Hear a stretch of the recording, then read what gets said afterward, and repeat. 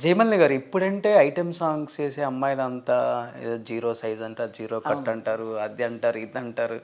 But మీ జనరేషన్లో కానీ ఎవరిని చూసినా కానీ అసలు నిజంగా జీరో కట్ ఇలానే ఉంటుందేమో, ఇదే కదా అనేలా ఉంటాయి. ఇప్పుడు కూడా యూట్యూబ్లో ఓపెన్ చేసి చూసుకుంటే మీరు అది మెయింటైన్ చేసేవాళ్ళ, ఏదంటే అది తినేవాళ్ళ?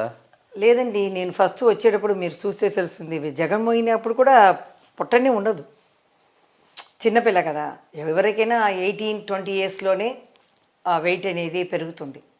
సో అప్పుడంతా లతా గారు, ఎంజిఆర్ లతా గారు ఉన్నారు కదా, వాళ్ళ అమ్మ సింగార్ రాముడికి లతా గారే హీరోయిన్ అనమాట, పెద్ద అయిన పక్కన.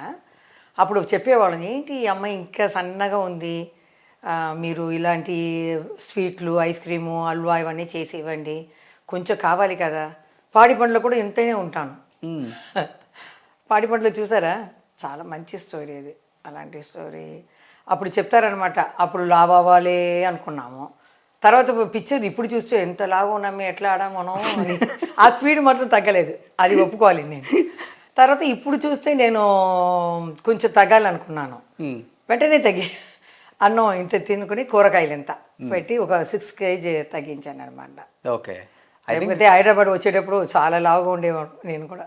అసలు మీ 13 ఏజ్కి ఐటమ్ సాంగ్ చేశారు మీరు, విఠలాచారి గారు చేపించారు అనుకుంటా నాకు తెలిసి. రామకృష్ణ గారు, గీతాంజలి రామకృష్ణ గారు చాలా కోఆపరేట్ చేశారు. నేను కొంచెం భయపడాను, షార్ట్లోనే తెలుస్తుంది, రా కమాన్ కమాన్ కమాన్ అని.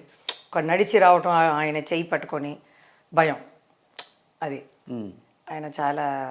ఆయన మేనేజర్ కూడా ఇక మా ఇంట్లోనే అద్దె కొంచెం ఉన్నారు.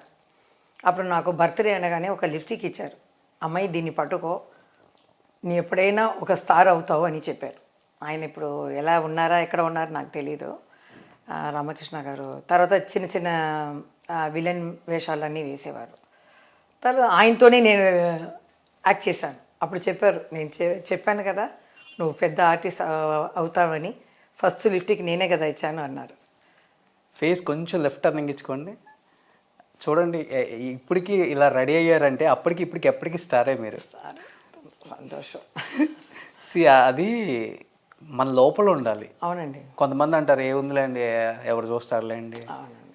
ఎవరు చూస్తారని కాదు, మిమ్మల్ని ఎంతమంది కోట్ల మంది ప్రేమించే వాళ్ళు ఉంటారు, మిమ్మల్ని ఎలా ఊహించుకొని ఉంటారు వాళ్ళ మైండ్లో, అలానే చూడటానికి ఇష్టపడతారు. ఎవరో కూడా అడిగారు, మీరు ఇంత కష్టపడారు ఏంటంటే అభిమానం. ఎందుకంటే నేను ఏది చూడను. ఫస్ట్ మన సత్య జయంతి ఎన్టీఆర్ గారిది స్పీచ్ చూస్తే ఒక 2 వారాల్లోనే 12 lakhs వాళ్ళు చూసేయారు.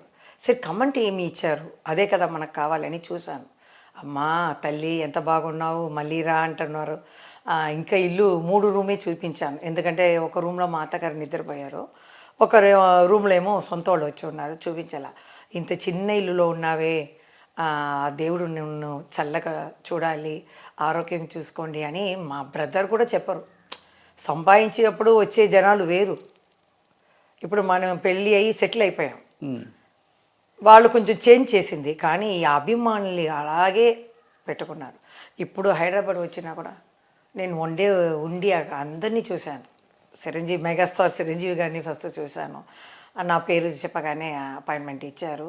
కానీ ఆయన వచ్చేటప్పుడు చాలా డల్గా కొంచెం కోల్డ్ ఉండింది అనమాట, నిద్రపోయి వచ్చారనమాట. అది భోజనం టైంకి వెళ్ళాను, కూర్చొని బాగా సరదాగా ఏంటి విషయం, ఏమి ఎలా ఉన్నావు అన్నీ, పాప 10 minutes చాలా బాగా మాట్లాడారు. నాకు చాలా సంతోషం, అభిమానం అలాగే పెట్టున్నారు, అది చాలు నాకు.